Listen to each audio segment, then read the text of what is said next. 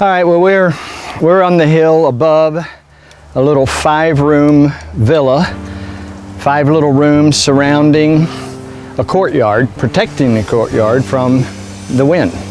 And then the rooms are round, and they themselves are protection for themselves from the wind. So this is kind of hurricane-proof villa that is, of course, an Earthship, so it is making its own water, its own electricity, treating its own sewage, staying comfortable, and is using up a ton of garbage from the nearby city of Aguada.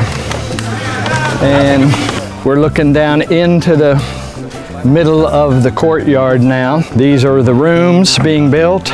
They're kind of replications of one another, and we have 3 of them going on, actually 5 of them going on right now, all at different stages, so the people that are helping get to see all of the different stages. There are 2 little toilet domes and shower domes that are to be used for all 5 units. We're looking at the back of the first one right now. You can see the little dome umbrella that protects us from the rain, but still lets us be ventilated at all times. The little shutters that open up for light and ventilation, but close for hurricane. Then we're coming down to what would be on the floor plan, the entrance to the little villa.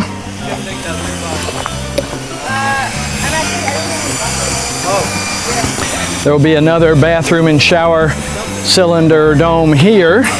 This is the courtyard. The plants are a botanical cell treating the sewage. Lou is digging another one right now.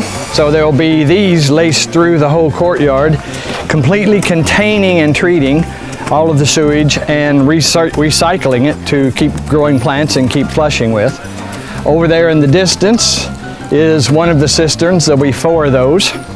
They're veneered with cans to make the plastic last forever.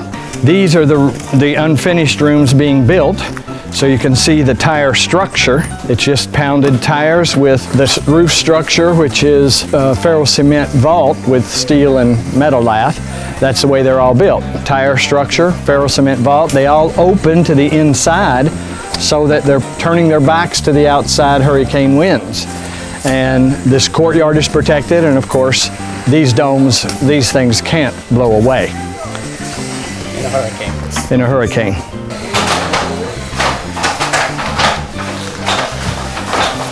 Here is what's almost going to be a finished room. They're clean and dry and bright inside. Getting brighter because we're painting white. The ceiling here is all reused cement pallet wood. And this is one of the smallest rooms right here. This is looking straight down through the courtyard.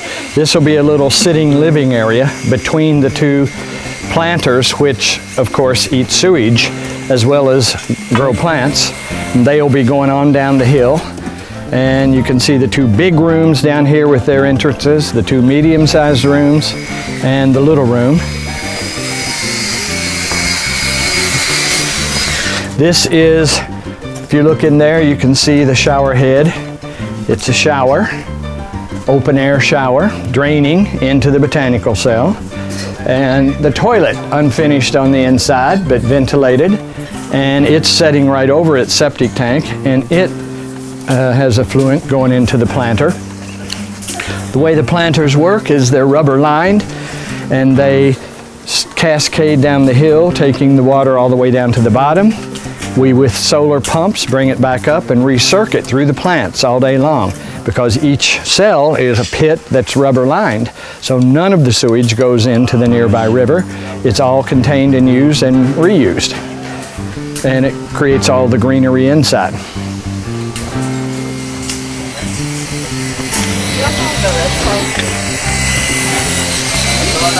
Here is a room that's getting ready to be finished. You can see the inner wood structure. This is one of the creatures here. And we will be insulating with cardboard between the wood ceiling and the ferro cement vault. We use a ton of recycled cardboard. We use a ton of aluminum cans and bottles and plastic bottles and tires. So we're eating up the garbage of this area while providing housing that is logical in terms of it's taking care of people and itself and in kind of a harmony with the planet as opposed to destroying the planet.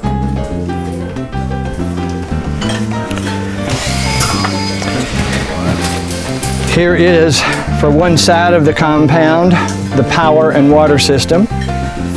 Batteries, inverters, solar panel, pumps, filters to pressurize the water from the cistern, which is right back here. There'll be another one of these on the other side. Power and water station that is completely off-grid. So in a hurricane, when the rest of the cities go down, the little villa here will always be functioning.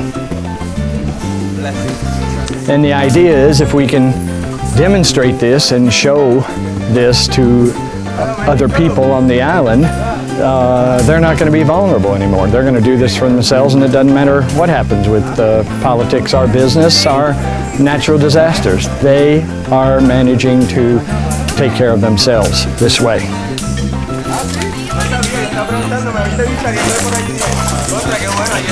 This is kind of how the botanical cells work. They hold water. And then on top of the gravel, we fill it with gravel halfway, and then we put dirt on top of that. And so the plants that are in here always have access to water. So these plants have access to water all the time.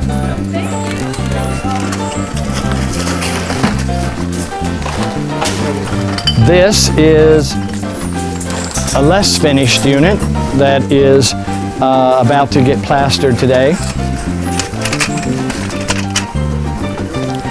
And so you can see that there's all different phases here. Finished, almost finished, and just structured up and just being pounded out with tires. So these 5 little units, little circles, are all built very similar.